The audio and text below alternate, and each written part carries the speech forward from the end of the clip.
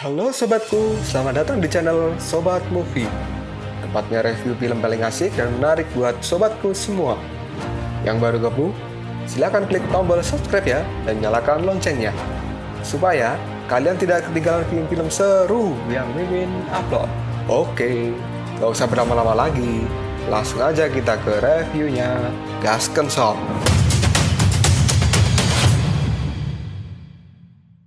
Hey, oke, sobatku terkeren, terkecil, terbaik, tersemuanya. Kita masih bersama Sobat Movie, channel alur cerita terasik sepanjang masa. Oke, Kita langsung masuk ke Sisingji Next chapter pertama. Jadi ini adalah cerita terusan dari Sisingji Perjalanan ke Barat.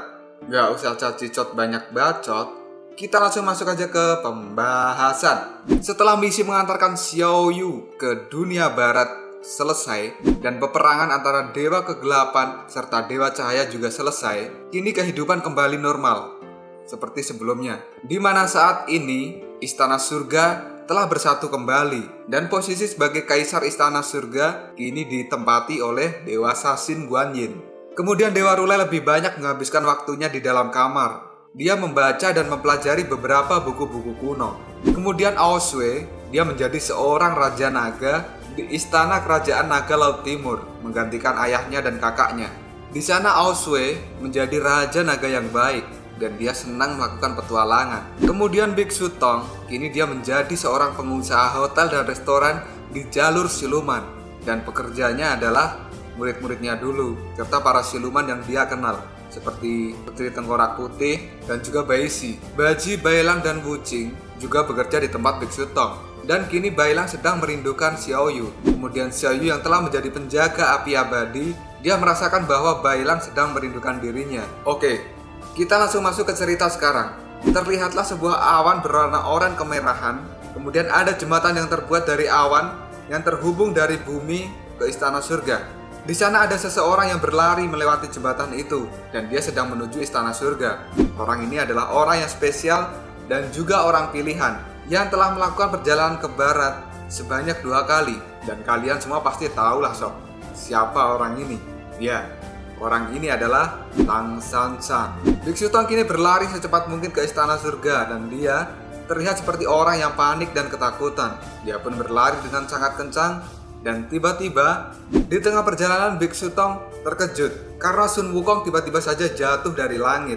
Dan Sun Wukong yang terjatuh itu tubuhnya penuh dengan luka dan darahnya berceceran kemana-mana. Hal ini membuat Biksu Tong kaget dengan apa yang terjadi pada Sun Wukong. Biksu Tong kini lanjut berlari. Kemudian dia dikejutkan lagi dengan jatuhnya Wucing dan juga Baji. Hal ini semakin membuat Biksu Tong merasakan panik. Sebenarnya apa yang telah terjadi di Istana Surga sehingga murid-muridnya terlempar dari Istana Surga dengan penuh luka. Di saat berlari itu, Biksu Tong melihat kelopak bunga berwarna pink berceceran di antara tubuh Baji dan juga Wucing. Lalu Biksu Tong menyimpulkan bahwa itu adalah kelopak bunga milik Dewa Sasin. Biksu Tong mempercepat langkahnya agar dia segera sampai di Istana Surga. Dan akhirnya sang biksu pun kini telah tiba. Sesampainya di Istana Surga, Biksu Tong merasa terkejut karena banyak prajurit Istana Surga telah tewas dan mayat-mayatnya bertumpuk bagaikan sebuah gunung.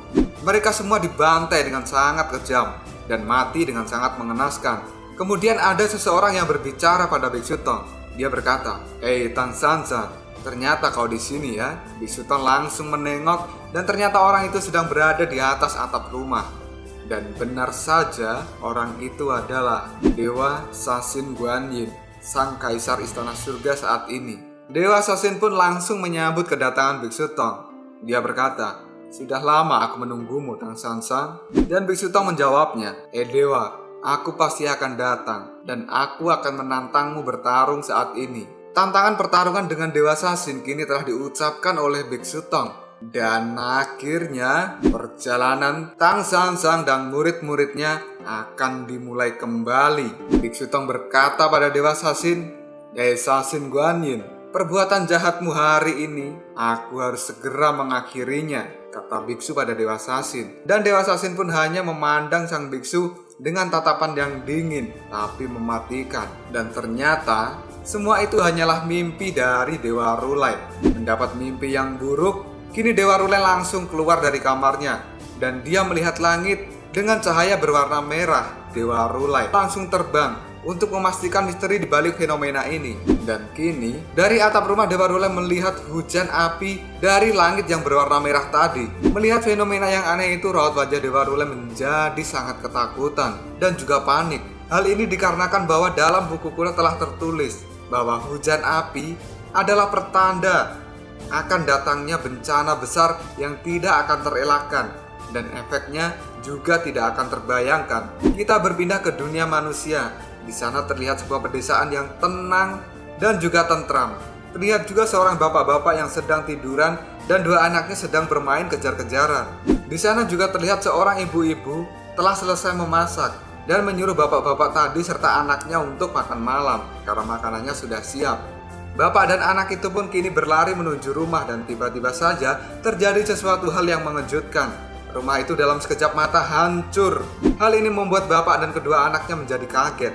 Dalam rasa kagetnya itu, kemudian muncullah seekor naga hitam raksasa yang langsung memakan sang ibu tadi. Tak hanya itu saja, setelah memakan sang ibu, kini naga pun mengincar bapak dan kedua anaknya. Dan akhirnya, bapak dan kedua anaknya tadi tewas dimakan oleh naga hitam ini. Tak berhenti sampai di situ, kini sang naga mengamuk dan mengobrak-abrik pedesaan. Dia memakan seluruh penduduk yang ada di situ. Kemudian datanglah seseorang yang langsung melompat ke kepala naga itu dan memegang tanduknya. Dan terlihat dari sini, sepertinya yang datang itu juga seorang naga. Dan ternyata yang barusan datang itu adalah Raja Naga Aoswe.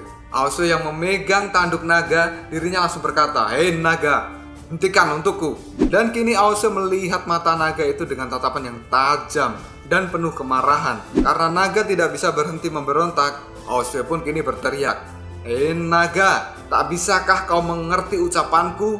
Aku ini adalah rajamu," kata Aoswe. Aoswe yang kesal kini langsung membanting naga itu ke tanah. Naga yang masih saja tidak bisa berhenti. Hal ini membuat Aoswe semakin jengkel. Dan Aoswe kini berkata lagi, naga, aku adalah rajamu dan Raja Naga ini memerintahkanmu untuk tenang. Tidak ada yang bisa menyelamatkanmu saat ini. Jangan kau main-main dengan Raja Naga ya, kata Aoswe. Tapi perkataan dari Aoswe itu tidak dihiraukan oleh naga hitam ini. Dia pun masih mengamuk dan melemparkan Aoswe dengan ekornya. Lalu naga itu tetap memakan penduduk yang lainnya. Aoswe yang terkena sabetan ekor dari naga, dia memuntahkan darah yang cukup banyak. Dan dia pun terlempar hingga menabrak bangunan sampai hancur. Naga itu pun kini semakin brutal dan semakin tidak bisa dikendalikan. Lalu Aoswe berteriak, "Cukuplah. Jangan kau lakukan kegilaanmu ini, naga." Dan naga pun kini menjawabnya, "Hei raja, apa yang kamu katakan? Sifatmu dulu juga sering membunuh dan membantai manusia. Kamu jangan lupakan hal itu, rajaku," kata sang naga. Mendengar naga berkata seperti itu, kini Aoswe menjawabnya, "Aku sudah tahu bahwa itu adalah sebuah kesalahan. Dan menurutku, sekarang naga tidak berhak untuk menyakiti siapapun," kata Aoswe. Aoswe kemudian mencoba berbicara dengan naga hitam itu. Naga, percayalah, kamu itu adalah penduduk dari klanku. Mari kita selesaikan ini baik-baik." Naga pun masih ingin tetap memberontak. Dan kini Aoswe dengan tenang dia memegang kepala naga itu. Aoswe pun mengatakan pada naga hitam ini, "Bagus, tenanglah, relax, tenang, ikuti rajamu," kata Aoswe.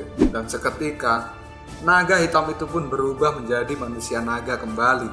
Kini sang manusia naga merasa menyesal karena telah membunuh banyak orang dan tidak bisa mengendalikan dirinya. Aoswe pun mengatakan, "Sudahlah, tidak apa-apa, jangan khawatir." Naga itu pun kini berkata, "Rajaku, aku benar-benar tidak bisa melakukannya. Jika aku tidak membunuh orang, jantungku terasa berdetak kencang dan seperti akan meledak. Dan kini jantungku merasakan hal itu lagi, rajaku," kata sang naga. Kemudian Aoswe menenangkan naga itu. "Jangan takut, ada aku," kata Aoswe.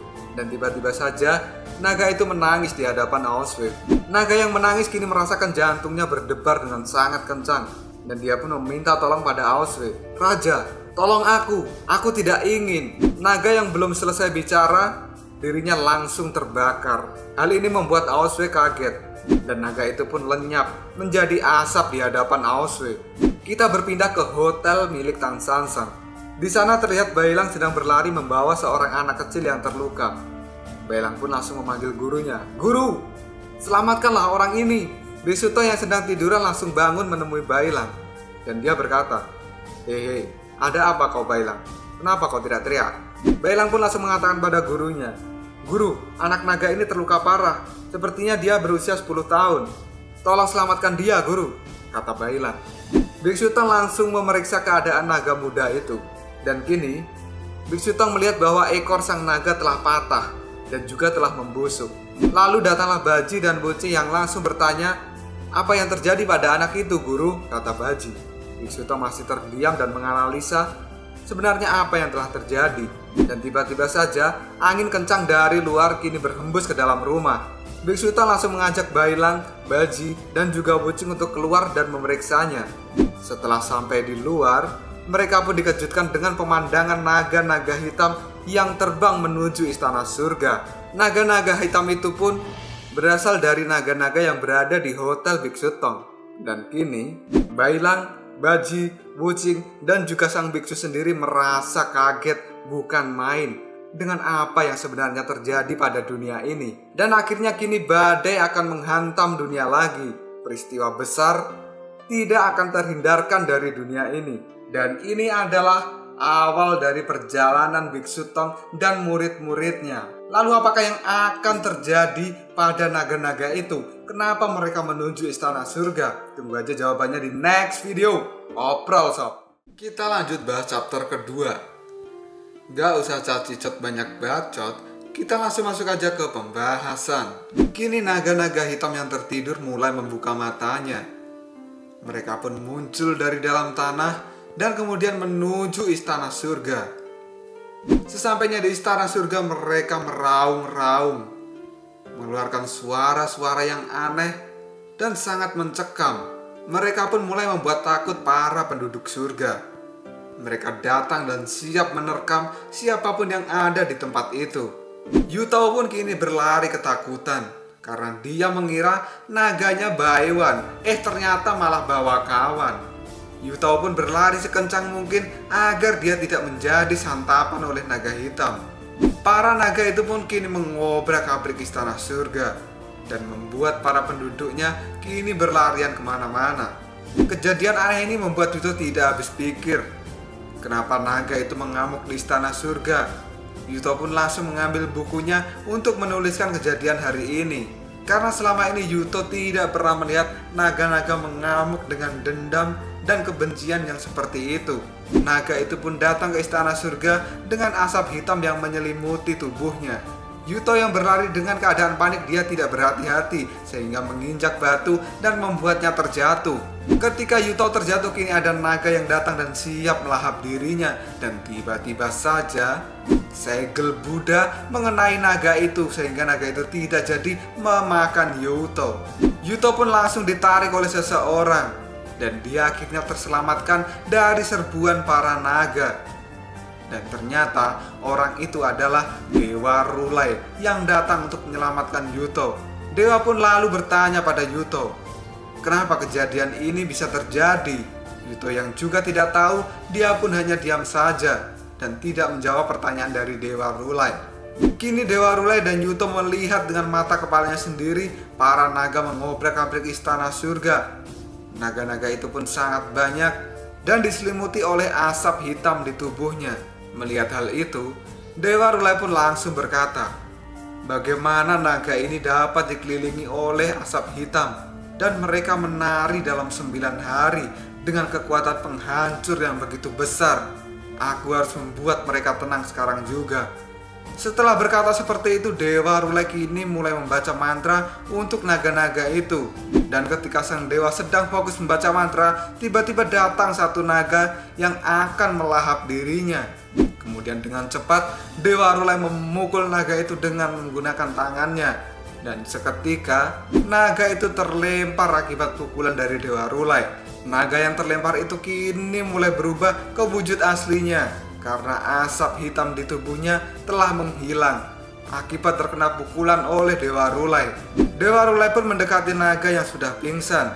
Dia pun langsung berkata, Pukulanku telah membuat asap hitam di tubuhnya menghilang dan dia akhirnya kembali normal. Mungkinkah penghasutnya adalah roh pendendam hitam yang membara? Kata Dewa Rulai.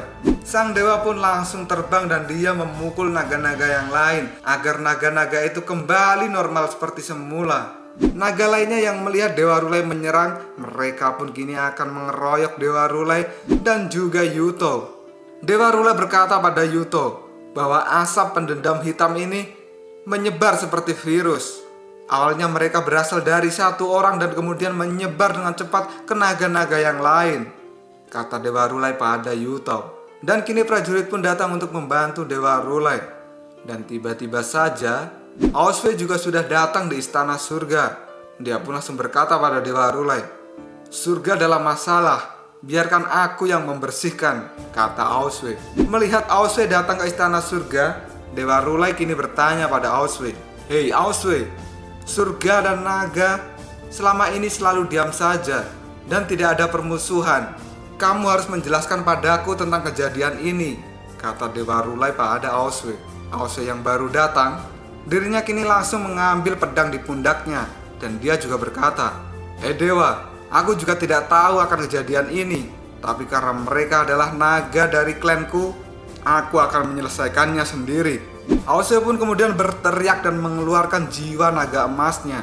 Dia pun tidak ingin banyak bicara pada Dewa Rulai sebelum menyelesaikan masalah ini. Kini terlihatlah Oswe dengan jiwa naga emasnya langsung menyerang naga-naga hitam itu. Jiwa naga emas milik Oswe sangat besar, bahkan 5 kali lipat dibandingkan naga-naga hitam itu. Melihat ada jiwa naga emas, kini naga-naga hitam yang kecil mulai mengeroyok Oswe. Hal ini dilakukan agar Oswe tercemar oleh asap hitam itu, karena kekuatan jiwa naga emas milik Oswe sungguh sangat luar biasa. Oswe yang merasa dirinya sudah tidak bisa mengendalikan jiwa naga emasnya, dia lalu berpamitan dan akan segera pergi meninggalkan istana surga. Dia pun kemudian turun dari istana surga dan kembali menuju ke bumi. Dan pada saat yang sama, naga-naga hitam itu pun mengikuti Oswe. Kini semua naga hitam telah meninggalkan istana surga dan Yuto bertanya pada Dewa Rulai, "Guru Tathagata, sungguh aneh peristiwa besar seperti ini terjadi. Mengapa beberapa raja surgawi di istana surga dan juga Jenderal Mata Tiga tidak muncul? Apakah mungkin mereka tidak tahu akan hal ini?" tanya Yuto. Dewa Rulai pun menjawabnya, "Hei Yuto, pengamatanmu sangat baik. Ada seseorang yang selalu tahu dengan seluruh situasi dengan baik, tapi dia hanya diam saja dan tidak ingin melakukan apapun," kata Dewa Rulai. Dan orang yang dimaksud Dewa Rulai adalah Raja Surga saat ini, yaitu Dewa Sasin. Dewa Sasin sebenarnya tahu kalau ada naga yang menyerang istana surga. Dia pun hanya diam dan mengamati. Dan Dewa Rulai pun kini berkata dalam hatinya, "Sasin, sebenarnya apa yang kamu pikirkan?" Oke, kita berpindah ke tempat Biksu Tong. Di sana naga kecil yang tadi pingsan kini sudah mulai sadar dan membuka matanya. Naga kecil yang sudah sadar kini dirinya kaget dan langsung menyapa Biksu Tong. "Bukankah Anda guru besar Tang Sansang? Terima kasih atas pertolongan dari Anda. Terimalah salam hormatku," kata si naga kecil. Lalu Biksu Tong pun berkata, sudah. Anda baru saja pulih dari cedera serius. Jangan terlalu banyak bergerak," kata Biksu Tong. Biksu Tong pun lalu bertanya pada naga kecil itu, sebenarnya apa yang telah terjadi? Kenapa para naga berubah menjadi hitam dan pergi ke istana surga? Dan sepertinya mereka sedang mengamuk dan penuh dengan kebencian. Naga kecil itu pun kemudian mengatakan bahwa mereka telah dikutuk. Mendengar kata-kata itu, semua orang yang berada di situ kini terkejut dan merasa kaget. Naga kecil itu pun kemudian menjelaskan bahwa beberapa orang naga telah kehilangan akal dalam waktu semalam, dan mereka pun menyerang manusia dengan penuh kemarahan. Mereka pun juga terlihat seperti gila. Mereka membantai dan menghancurkan apapun, bahkan menyerang para suku naga yang lain. Awalnya hanya beberapa naga, lalu kemudian menyebar ke 4 suku naga laut dan juga naga-naga di sekitarnya. Dan hal ini menyebar dengan cepat, kata sang naga kecil. Mendengar cerita itu kemudian sang biksu menyimpulkan bahwa ini adalah seperti wabah yang aneh. Karena sang biksu merasa selama ini klan naga adalah klan yang terkuat dan jarang mereka terpengaruh oleh wabah seperti ini. Bailang yang merasa panik Kini dirinya langsung bertanya pada gurunya, "Guru, apakah kakak Aoswe dia baik-baik saja kan? Dan apakah wabah ini juga akan menyebar ke dunia dan menginfeksi semua monster di jalur iblis?" Sang guru belum bisa menjawab pertanyaan dari Bailang. Biksu Tong pun diam dan menganalisa keadaan. Dia pun berkata dalam hatinya, jika hal ini benar-benar wabah, pasti ada cara untuk bisa mengatasinya. Biksu pun langsung berkata, "Aku takut sesuatu yang lebih merepotkan akan terjadi." Lalu bagaimana cerita selanjutnya? Sebenarnya wabah apa yang menyerang para naga ini? Tunggu aja jawabannya di next video. Koprol sob. Kita lanjut bahas chapter 3. Gak usah cacicot banyak bacot, kita langsung masuk aja ke pembahasan. Di sebuah pegunungan di dunia manusia, kini Yuto terlihat berlarian dengan para monster penghuni gunung itu.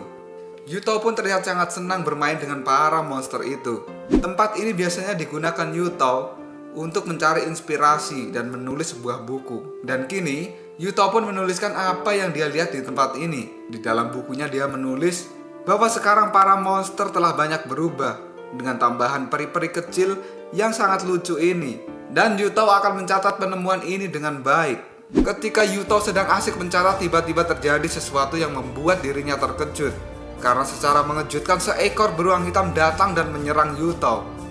Beruang itu pun terlihat sangat marah dan dia berlari menuju Yuto dan akan menerkamnya. Yuto yang merasa ketakutan dengan serangan beruang ini, dia pun langsung berlari dengan sangat cepat, diikuti dengan para monster yang tadi dia ajak bermain. Karena beruang ini mengamuk dan mengobrak-abrik tempat itu. Di dalam larinya kini Yuto berkata dalam hati, "Dari mana beruang hitam ini? Besar sekali dan aku tidak percaya dia mengamuk seperti itu." Monster kelinci biru kecil yang tertangkap oleh beruang itu kini langsung dilahap begitu saja. Hal ini membuat Yuto semakin ketakutan. Dia pun berlari semakin kencang meninggalkan beruang itu. Yuto yang berlari, dia menemukan sebuah pohon yang besar dan dia bersembunyi di balik pohon itu bersama burung yang berwarna biru. Kemudian kura-kura coklat yang ikut berlari, dirinya langsung bersembunyi di sungai. Dan si tikus, dia langsung masuk ke dalam tanah. Yuto yang bersembunyi di balik pohon berharap agar beruang itu tidak bisa menemukan dirinya. Dan tiba-tiba saja bulu burung yang mengikuti yang tadi terjatuh di kepala Yuto. Yuto pun langsung menengok ke atas dan dirinya kini dibuat terkejut karena tiba-tiba saja pohon tempat Yuto bersembunyi kini menjadi hidup dan memakan burung itu. Pohon itu pun kini berubah menjadi monster yang mengerikan. Yuto pun langsung berlari meninggalkan pohon tempat ia bersembunyi.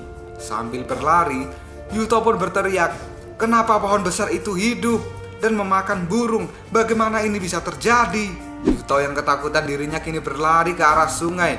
Kemudian kura-kura yang bersembunyi di sungai, dia langsung melompat ke udara. Dan ternyata kura-kura ini sedang menghindari amukan monster air. Karena tiba-tiba saja air di sungai ini menjadi hidup dan langsung memakan si kura-kura. Hal ini membuat Yuto semakin tidak tenang. Dirinya langsung berteriak, "Apa yang terjadi? Apakah dunia ini sedang bercanda?" kata Yuto. Air itu pun kemudian berubah menjadi seekor naga dan dia akan melahap Yuto.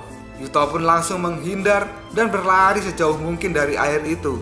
Yuto kini merasa heran karena tidak hanya pohon yang hidup, tetapi air pun juga hidup. Dan mereka menjadi monster-monster yang memangsa monster-monster lain. Kini Yuto mulai menganalisa sesuatu karena monster naga itu telah berevolusi menjadi air dan menggunakan bentuk air sebagai warna dari dirinya. Perubahan yang menakjubkan ini adalah sebuah masalah baru yang begitu serius di dunia, kata Yuto. Yuto yang masih panik, dirinya langsung melirik ke arah beruang yang tadi mengejar dirinya. Karena tiba-tiba saja beruang itu berhenti dan tidak mengejar Yuto lagi.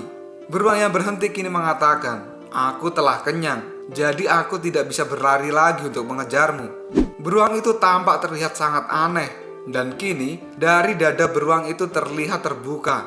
Dan kemudian muncullah monster berwarna biru bermata satu dari tubuh beruang itu. Yuto pun terkejut karena dia berpikir bahwa beruang itu adalah makhluk yang aneh.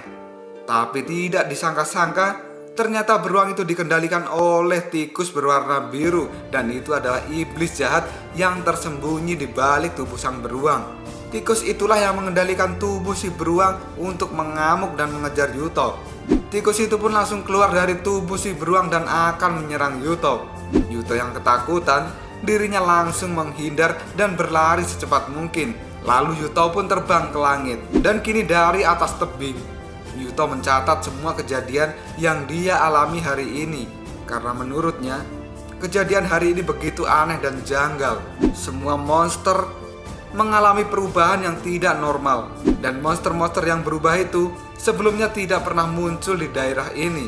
Yuto pun menuliskan di dalam bukunya dan dia akan membuat laporan pada Dewa Rulai. Setelah menyelesaikan tulisannya, dia pun kembali ke istana surga. Yuto yang berlari langsung menemui sang dewa. Yuto pun mengatakan pada Dewa Rulai, "Hei Dewa Rulai, tadi aku pergi ke dunia. Awalnya aku akan membuat catatan biasa dari kota Yukaidao. Dan aku melihat monster, alam, serta tempat itu telah berubah. Tapi di lain itu, aku mendapatkan penemuan yang luar biasa. Aku telah mencatat semua detailnya. Dan silakan, Anda lihat sendiri catatan saya," kata Yuto pada Dewa Rulai.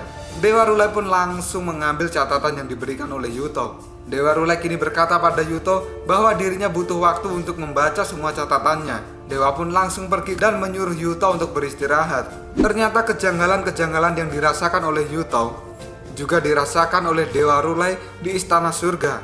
Dewa Rulai melihat para prajurit kini bertengkar dengan masalah yang tidak jelas. Prajurit itu pun saling memukul satu sama lain di hadapan Dewa Rulai. Mereka pun juga berkelahi dan tidak ada yang bisa mengendalikannya. Hal ini membuat Dewa Rulai begitu sedih dan miris dengan kelakuan para prajurit surga ini. Para prajurit terus mengamuk dan memukul satu sama lain, dan mereka terlihat seperti orang yang sedang kesurupan. Dan Dewa Rulai pun merasakan hal itu. Sang dewa yang masih melihat para prajurit bertengkar, dia pun berkata dalam hatinya, "Prajurit surgawi ini, mereka terkenal sangat disiplin. Tapi bagaimana hal ini bisa terjadi pada mereka?" Mata dari prajurit surga ini warnanya kini berubah menjadi merah dengan tatapan yang penuh dengan kemarahan. Mereka benar-benar seperti orang yang kerasukan. Dewa Rulai yang terdiam kini dirinya menganalisa. Mereka sangat mengerikan, mereka brutal, seolah kehilangan akal sehat dan tidak mampu mengendalikan dirinya sendiri, kata Dewa Rulai dalam hatinya. Kini Dewa Rulai mulai bergerak karena dia tidak bisa membiarkan para prajurit ini untuk saling membunuh.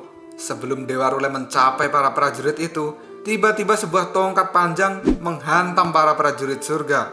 Dan ternyata tongkat itu adalah gagang dari tombak milik Dewa Mata Tiga. Dewa Mata Tiga pun kini hadir untuk melerai para prajurit yang sedang bertengkar. Di saat Dewa Arlang mendekati Dewa Rulai, kemudian ada seseorang yang berkata, "Dewa, Anda tidak terlihat selama beberapa hari ini, dan akhirnya sekarang Anda muncul. Pada saat itu, ketika klan naga datang, Anda berada di tempat itu. Apakah hal itu membuatmu khawatir, Dewa?" Dan ternyata yang berkata begitu adalah Dewa Sasin kepada Dewa Rulai. Kemudian Dewa Rulai menjawabnya, "Kebetulan diriku hanyalah lewat saja. Apakah ada yang bisa kubantu?" kata Dewa Rulai pada Dewa Sasin. Dewa Sasin pun langsung menjawab, "Hanya prajurit surga yang mabuk saja dan membuat masalah. Itu adalah masalah sepele. Anda tidak perlu khawatir tentang hal itu, Dewa Rulai," kata Dewa Sasin. Dewa Rulai pun dengan santainya menjawab, "Hehe, tenang saja. Aku hanya mengambil tindakan untuk hal-hal kecil kok, bukan masalah besar." Dan Dewa Sasin kini berkata pada Dewa Rulai, karena ketiga dewa menyerahkan kekuatan untuk mengurus surga kepada Dewa Sasin, maka Dewa Sasin berjanji untuk sementara mengurusnya dengan baik. Dewa Sasin tidak peduli seberapa besar atau kecil masalah itu, Dewa Sasin akan melakukan hal yang terbaik untuk istana surga. Dan Dewa Rulai pun kini tersenyum.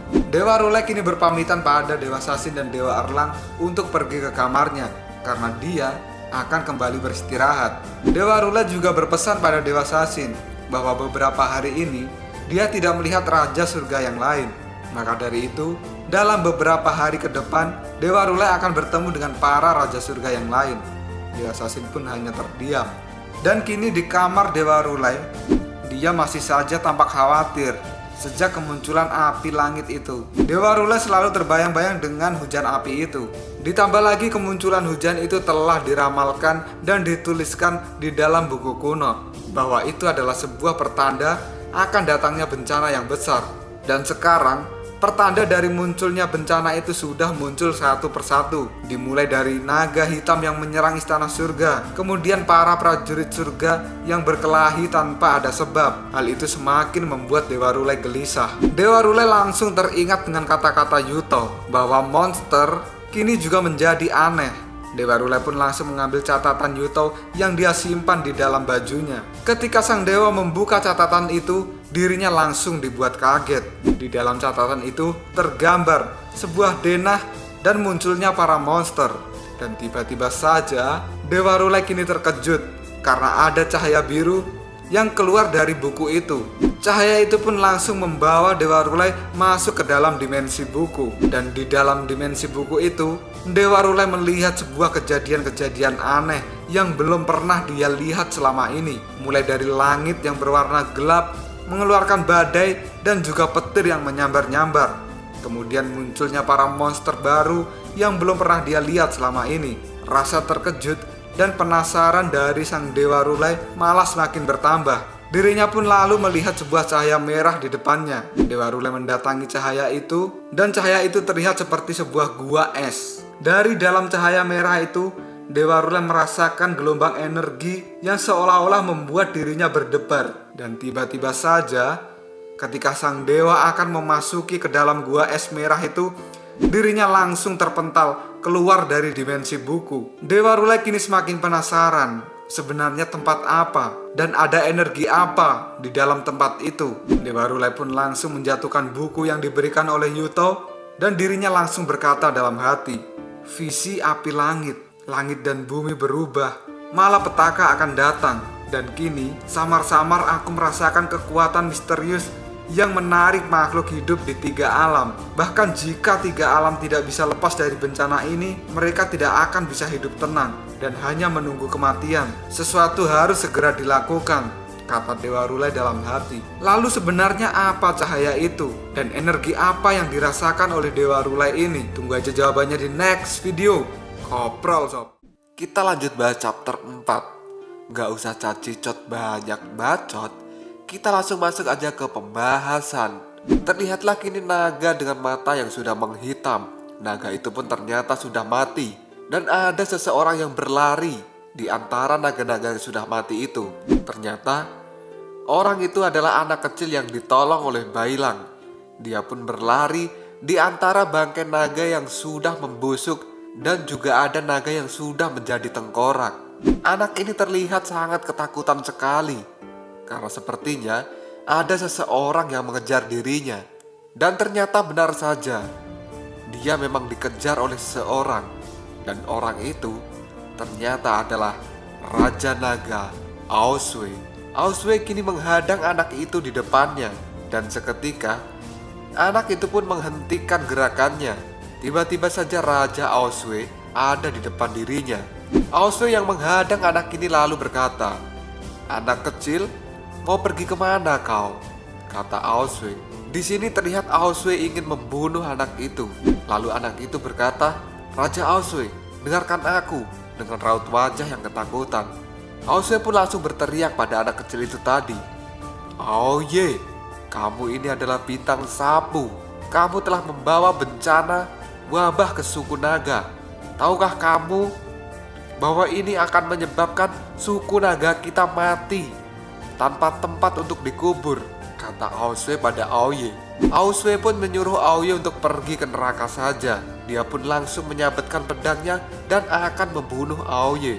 Dan tiba-tiba saja Aoye terbangun dari tidurnya, karena yang Aoye alami ini adalah mimpi.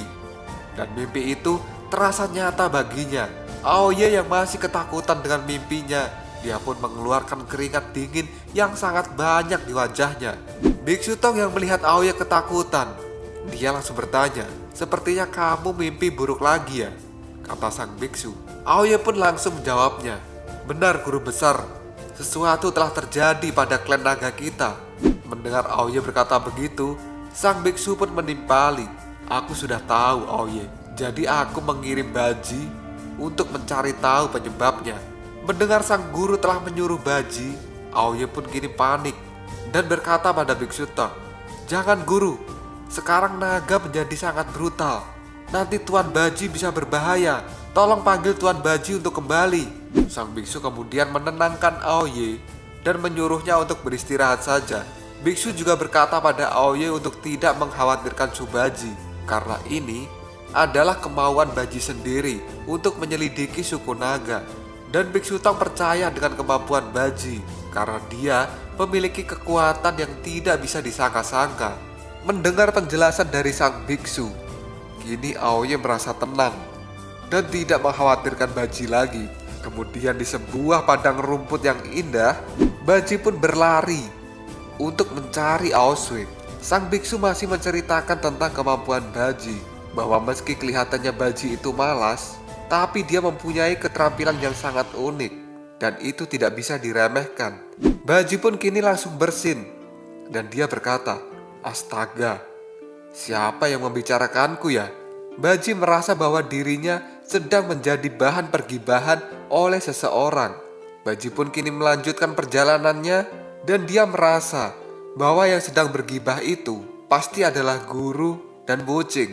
Karena Baji mengira mereka cemburu pada babi tua ini, karena si babi tua ini akan segera bertemu dengan naga-naga yang cantik dan montok-montok, kata Baji. Baji yang mengambil misi untuk menyelidiki naga ini ternyata bukan tanpa maksud, tapi dia memang sudah punya maksud yang terselubung, apalagi kalau bukan tentang wanita. Baji melakukan ini karena dia terprovokasi oleh kata-kata Baishi. Saat itu, Baishi mengatakan bahwa gadis-gadis naga semuanya cantik dan montok. Baji yang terprovokasi oleh kata-kata Baishi, dia langsung mengajukan diri pada gurunya untuk menyelidiki situasi klan naga. Dan gurunya pun mengizinkan Baji untuk melakukan itu. Baji pun kini sangat bersemangat karena dia akan segera bertemu dengan naga-naga cantik dan montok-montok. Dasar si mesum ini kalau udah urusan cantik dan montok tuh pasti semangat banget ya. Kita berpindah ke istana surga. Di sana, Dewa Rulai membuka jendelanya agar udara segar masuk ke dalam kamarnya. Di saat sang dewa membuka jendelanya, dia kini terkejut karena sudah ada beberapa prajurit istana surga berjaga di depan kamarnya. Kemudian datanglah Yuto yang berlari dengan membawa rantang makanan. Yuto pun diberhentikan oleh prajurit itu. Dan sang prajurit bertanya pada Yuto, "Tunggu, kamu mau apa ke sini?" Yuto pun langsung mengatakan bahwa dirinya hanya mengantarkan makanan untuk Dewa Tathagata sambil membuka rantang makanan yang dia bawa. Yuto pun menunjukkan isi rantangnya itu pada para prajurit. Setelah tahu dari maksud Yuto yang datang kemari hanya untuk mengantarkan makanan, prajurit pun mempersilahkan Yuto untuk masuk. Yuto pun kini masuk ke dalam kamar Dewa Rulai dan dia melihat sang dewa sedang membaca bukunya. Yuto langsung mempersiapkan makanan di meja dan mempersilahkan dewa untuk segera makan. Sang dewa pun kini duduk dan dia mulai memakan makanan yang dibawakan oleh Yuto. Sang dewa pun mengambil jamur kecil dengan sumpitnya. Kini Dewa Rulai berkata pada Yuto bahwa Dewa Sasin benar-benar sangat perhatian pada Dewa Rulai. Karena tanpa disangka-sangka oleh Dewa Rulai, ternyata Dewa Sasin secara diam-diam mengirimkan prajurit untuk menjaga kamarnya. Benar-benar Dewa Sasin ini perhatian banget sama Dewa Rulai ya. Yuto kemudian bertanya pada Dewa Rulai, "Dewa, hal ini sungguh menarik. Apakah Anda akan mencoba kabur dari tempat ini dan mengelabui para prajurit secara diam-diam tanpa sepengetahuan Dewa Sasin?" tanya Yuto. Kemudian Dewa Rulai pun menjawab, "Kamu tidak tahu apa-apa tentang itu. Dewa Sasin melakukan ini hanya untuk memperingatkanku agar diriku ini tidak usil. Dan jika masalahnya adalah itu, maka aku akan melakukan apa yang dia inginkan hari ini," jawab Dewa Rulai pada Yuto. Dewa Rulai pun kini menikmati makanan yang Yuto bawa. Kemudian sang dewa bertanya pada Yuto, apakah Yuto telah melaksanakan tugas yang diberikan oleh Dewa Rulai. Tugas itu adalah untuk menyelidiki keadaan di istana surga. Yuto pun langsung berkata pada Dewa Rulai bahwa dia telah melakukan tugas itu. Dan apabila Yuto mengatakan, pasti Dewa Rulai akan terkejut karena Yuto melihat istana surga sangat aneh belakangan ini, kata Yuto. Yuto pun langsung menceritakan hasil dari penyelidikannya. Pertama-tama, Yuto melihat para prajurit di Istana Surga berkurang sangat banyak hanya dalam waktu semalam. Kemudian yang kedua, raja-raja surgawi, para jinggang, dan juga jenderal mata tiga sering menghilang entah kemana. Yuto pun juga menyelidiki penjara Pulau Apung, dan akhir-akhir ini Pulau Apung menahan begitu banyak orang yang tidak diketahui apa salah mereka. Dan yang paling aneh, menurut penyelidikan Yuto, beberapa orang mati dengan sangat mengejutkan. Yuto pun mencari tahu pada catatan penjara surga. Ternyata mereka meninggal secara tak terduga pada saat memperbaiki istana yang dihancurkan oleh klan naga dulu. Dewa pun menanggapi hasil penyelidikan Yuto dengan santai. Dia pun lalu terdiam dan menganalisa pasti sesuatu telah terjadi. Dan Dewa Rulai akan menyelidiki kebenaran dari hasil penyelidikan Yuto. Malam pun kini telah tiba. Dewa Rulai pun beristirahat di dalam kamarnya. Dan pada saat Dewa Rulai tertidur, dia pun menggunakan jurus meraga sukmanya. Dan kini ruhnya keluar dari tubuhnya. Dewa Rulai akan melakukan aksi penyelidikan malam ini. Penyelidikan yang akan dilakukan dengan ruhnya ini pasti tidak akan ketahuan oleh siapapun, karena tidak ada seseorang yang bisa melihat dirinya. Dewa Rulai kini diam-diam menyelinap dari dalam kamarnya. Dia pun melewati para penjaga yang sedang tertidur dengan sangat mudah. Dewa Rulai lalu terbang ke sana kemari di Istana Surga. Dia pun akan mencari tahu penyebab keanehan di Istana Surga akhir-akhir ini. Dewa Rulai kini merasakan sesuatu yang janggal di Istana Surga. Karena setelah terbang ke sana kemari, dia hanya menemukan para prajurit yang sedang berjaga dan tidak menemukan orang-orang penting di Istana Surga, seperti para jenderal, para jinggang, dan juga yang lainnya. Hal ini membuat Dewa Rulai semakin penasaran. Lalu sang dewa melihat sebuah tempat yang mencurigakan baginya. Dewa Rulai pun kini akan masuk ke tempat itu. Dia pun menyelinap secara diam-diam menuju ruang bawah tanah. Dan kini sampailah Dewa Rulai di ruang rahasia di bawah tanah. Dia pun masih tetap diam-diam akan menyelidiki tempat itu. Dan benar saja, Dewa Rulai menemukan keanehan di dalam ruang rahasia bawah tanah ini. Dia melihat para prajurit kini akan bertempur dengan seseorang. Prajurit itu pun terlihat seperti orang kesurupan dan dia akan segera mengamuk. Di depan para prajurit yang sudah akan mengamuk ini terdapat sebuah genderang. Dan tidak salah lagi, genderang itu adalah kepunyaan dari Jenderal Surga Barat. Kini sang Jenderal Surga Barat nyengir dengan gigi yang penuh karang. Jenderal Surga Barat lalu berkata pada para prajurit, hanya prajurit sampah seperti kalian. Apa layak kalian menjadi lawanku? Kata Jenderal Surga Barat. Kini sang Jenderal Surga Barat sudah bersiap dengan senjata genderangnya untuk melawan para prajurit yang kesurupan. Jenderal Surga Barat pun kini memasang kuda-kudanya. Dia pun langsung berkata, ayo lepaskan semua kekuatan kalian. Bertarung sebanyak yang kalian mau, kata Jenderal Surga Barat. Lalu sebenarnya apakah yang akan terjadi? Dan kenapa Jenderal Surga Barat ini bertarung dengan para prajurit yang kesurupan? Tunggu aja jawabannya di next video. Kopral sob. Kita lanjut bahas chapter 5. Gak usah cacicot banyak bacot, kita langsung masuk aja ke pembahasan. Dewa Rulai yang diam-diam mengintip di ruang rahasia bawah tanah, dia melihat para prajurit akan mulai menyerang. Dan dia pun juga melihat para raja, jenderal, dan juga jinggang ada di atas mereka untuk menonton pemandangan ini. Dewa Rulai yang melihat para jenderal ini kemudian berkata dalam hatinya, ternyata mereka semua ada di sini. Apa yang mereka lakukan? Orang yang menonton di atas ternyata adalah Jenderal Surga Timur, Jenderal Mata Tiga, dan juga para jinggang, murid dari Jenderal Surga Timur. Mereka sedang duduk bersantai menyaksikan pembantaian kepada para prajurit Istana Surga yang kesurupan. Jenderal Mata Tiga, Jenderal Surga Timur, dan para jinggang menyaksikan pembantaian ini seperti sebuah tontonan yang mengasihkan bagi mereka. Dan kini, para prajurit surga yang sedang kesurupan itu akan segera dibantai oleh Jenderal Surga Barat dengan menggunakan kekuatan petirnya. Jenderal Surga Barat pun langsung memukul genderang petir utama yang memancarkan sebuah petir ke genderang petir kecil yang sedang melayang di atasnya. Genderang-genderang petir kecil ini pun langsung membentuk sebuah formasi dan mengepung para prajurit istana surga yang sedang kesurupan.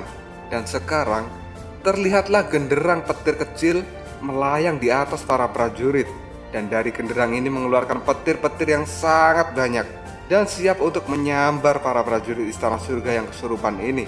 Para prajurit istana surga yang merasa dirinya terkepung, dia pun langsung berteriak, "Apakah Anda pikir genderang ini bisa menjebak kami?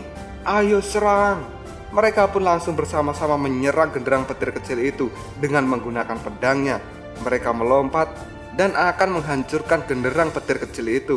Dan secara tiba-tiba mereka pun terlempar mundur karena genderang petir kecil ini ternyata tidak bisa dihancurkan hanya dengan menggunakan sebuah pedang. Penyerangan ini ternyata dipimpin oleh Xiao Tian. Xiao Tian berteriak dan mengajak para prajurit yang lain untuk terus menyerang. Kini Xiao Tian juga mulai melompat dan akan menghancurkan genderang petir itu. Tapi Jenderal Surga Barat tidak akan diam. Dia pun terus memukul genderang petir utamanya dan mengeluarkan petir-petir yang sangat besar yang menyambar mereka semua. Xiao Tian melompat ke atas untuk menghancurkan sumber utama petir yang ada di atas mereka. Di saat Xiao Tian ingin menyentuh sumber utama petir itu, tiba-tiba saja Jenderal Surga Barat mengeluarkan petir yang lebih besar lagi dan malah menyerang para prajurit yang ada di bawahnya. Prajurit pun sontak ini tidak bisa berbuat apapun karena mereka tersengat oleh petir dari Jenderal Surga Barat yang sangat luar biasa ini. Tak hanya itu saja, Xiao Tian juga tidak bisa menyentuh sumber utama petir itu. Dia langsung terjatuh dan tidak bisa berbuat apapun. Xiao Tian kini terluka parah akibat serangan dari petir Jenderal Surga Barat. Tapi dia tetap tidak mau menyerah dan akan terus menyerang sampai bisa mengalahkan Jenderal Surga Barat. Tapi bagaimanapun juga, kekuatan dari para prajurit surga ini tidak bisa menandingi kekuatan dari sang raja. Karena bagaimanapun juga, perbedaan kekuatan mereka itu sangat jauh, ibarat langit dengan bumi. Jenderal Surga Barat kini menggunakan kekuatannya yang lebih besar dan menyerang mereka hingga terlempar. Dewa Rula yang terus mengamati pertarungan ini, di dalam hatinya dia berkata, prajurit surgawi ini penuh dengan niat membunuh, mirip dengan klan naga yang telah gila dan lepas kendali seperti sebelumnya. Xiao Tian kini terlempar dan tidak bisa mendekati Jenderal Surga Barat. Dirinya kini langsung memuntahkan darah dan tiba-tiba saja melihat Xiao Tian kalah, Jenderal Mata Tiga memukul kursi yang dia duduki dengan tangan sebelah kirinya. Dewa Rula yang terus mengamati dari tadi, kini dirinya merasa bahwa Jenderal Surga Barat juga tidak normal. Karena serangan dari Jenderal Surga Barat juga sangat barbar. Dia menyerang para prajurit dengan kekuatan yang penuh. Dan jelas saja, ini bukanlah sebuah latihan, kata Dewa Rulai dalam hatinya. Xiao Tian kini bangkit dari jatuhnya dan dia mulai akan melakukan penyerangan lagi. Begitu juga dengan para prajurit surga yang kesurupan. Serangan dari Jenderal Surga Barat ini terus mengamuk dan dia melakukan serangan-serangan besarnya. Jenderal Surga Barat pun berteriak, "Hei prajurit, kenapa? Bukankah niat membunuh kalian sudah sangat tinggi? Atau kekuatan sang raja ini yang terlalu kuat?" Hahaha, kata Jenderal Surga Barat. Petir-petir yang dikeluarkan dari genderangnya kini semakin membabi buta saja dan tidak tanggung-tanggung. Bukan hanya petir kecil, melainkan petir yang lumayan besar. Apabila menyambar sebuah daging, pasti akan langsung matang. Xiao Tian yang baru bangkit kini dirinya mengambil tombak dan langsung melemparkan tombak itu hingga mengenai salah satu genderang petir kecil yang ada di udara. Xiao Tian kini berteriak, dia pun melompat dan menendang genderang petir kecil itu sampai terlempar. Melihat tindakan dari Xiao Tian, hal ini membuat Jenderal Surga Barat terkejut karena Xiao Tian bisa menjangkau genderang petirnya. Dan Dewa Rula yang mengamati, dia berkata dalam hatinya, "Bagus Xiao Tian." Jenderal Surga Timur kini juga memuji Xiao Tian dari dalam hatinya. Dia pun mengatakan bahwa Xiao Tian ini sangat cekatan karena di dalam posisi yang sudah terpojok, dia mampu bangkit dan memecahkan genderang petir milik Jenderal Surga Barat. Sehingga hal ini membuat ritme dari suara genderang Jenderal Surga Barat menjadi tidak beraturan. dan Jenderal Surga Timur kini menganggap bahwa Xiao Tian layak untuk dijadikan jenderal selanjutnya. Jenderal Surga Timur pun langsung melirik pada Jenderal Mata Tiga, dan dia berkata pada Dewa Erlang, "Tidak heran kalau Anda menggunakan Xiao Tian sebagai orang kepercayaan Anda. Dia benar-benar memiliki sebuah bakat," kata Jenderal Timur pada Dewa Erlang. Tapi reaksi Dewa Erlang hanya datar saja dan tidak ada sesuatu yang wah menurutnya. Kini petir yang dikeluarkan oleh Jenderal Surga Barat mulai mengecil karena serangan dari Xiao Tian tadi mengacaukan ritme permainan genderangnya. Dan kini para prajurit akan mengeroyok Jenderal Surga Barat. Prajurit-prajurit ini semakin menggila, matanya memerah, dan mereka memiliki nafsu membunuh yang sangat kuat. Dewa Rula yang dari tadi mengamati, dia juga curiga dengan gerak-gerik Jenderal Mata Tiga. Karena menurut Dewa Rulai, ekspresi dari Jenderal Mata Tiga ini tidak tenang dan dia merasa khawatir. Apalagi Xiao Tian adalah bawahannya yang paling dia banggakan dan memperlakukan Xiao Tian sudah seperti saudaranya sendiri. Dan pada saat ini saudara itu sedang dalam kesulitan. Apakah tega Jenderal Mata Tiga hanya diam saja dan melihat Xiao Tian akan dibantai di depan matanya? Kini Xiao Tian dan prajurit surga lainnya dikagetkan dengan sesuatu besar yang akan menyerang mereka. Dan ternyata sesuatu itu adalah jurus perubahan milik Jenderal Surga Barat.